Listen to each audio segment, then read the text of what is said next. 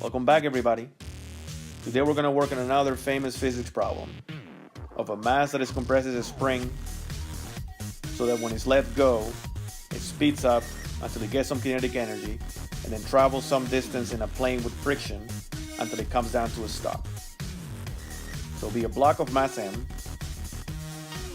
compressing a spring with force constant of k, initially with some speed of 0, then it's let go, picks up some kinetic energy, and then keeps going, feels the friction until it's slowed down to a final velocity of 0. And the question specifically asks, if the distance traveled is d, then what is the kinetic coefficient of friction? As every other physics problem, first you have to recognize what type of exercise are you dealing with. And this is going to be an energy problem. The sum of the kinetic energy plus the sum of the potential energy will be equal to the work done by friction. Some energy will be lost, and it will be because it will be lost to friction. Since we're dealing with an energy problem, then we want to write down the energies initially and those finally. It's starting from rest, so the kinetic energy initial has to be 0. It is at the ground, so the potential energy from gravity will be 0 both initially and finally.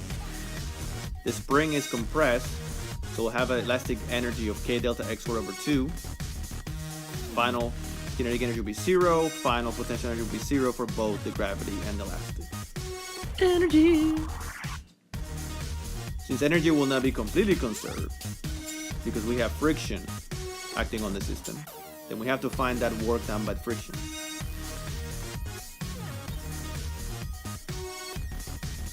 Remember that work is equal to the force times the distance times cosine of the angle when the force is constant. Since the force is constant, we don't have to do a fancy integral. We do a quick body diagram to label all the forces, and this helps us because it shows us that the magnitude of the normal force will be the same as the weight. Since the sum of forces in the y is 0, then N must be equal to mg. So the work done by friction is mu k times that normal force, which is mg, times cosine of the angle between the frictional force and the displacement, which is 180, times the distance.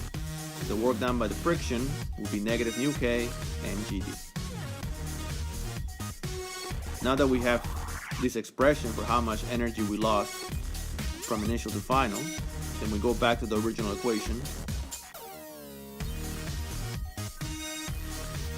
The original equation that the change in kinetic energy delta Ke plus the change in potential energy delta U is equal to the work done by friction. The kinetic energy was 0 both final and initially, there's no change. And the only change in potential energy was negative K delta x squared over 2, and that's equal to our expression for work done by friction. Then if we solve for mu k, we obtain that is proportional to k delta x squared and inversely proportional to 2 mgd. And that's our final answer. And that's our final expression.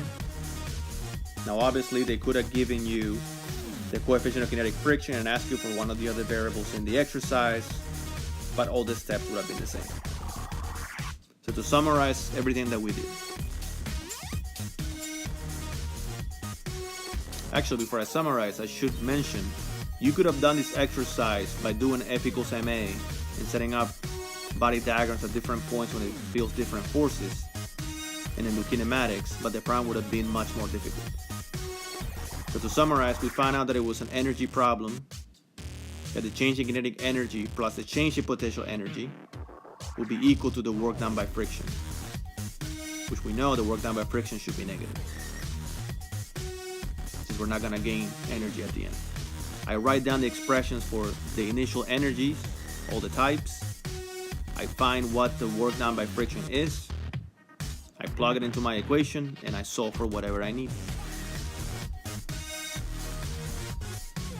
Like many other energy problems, it comes to an accounting problem, an energy accounting problem. Alright, I hope that was useful.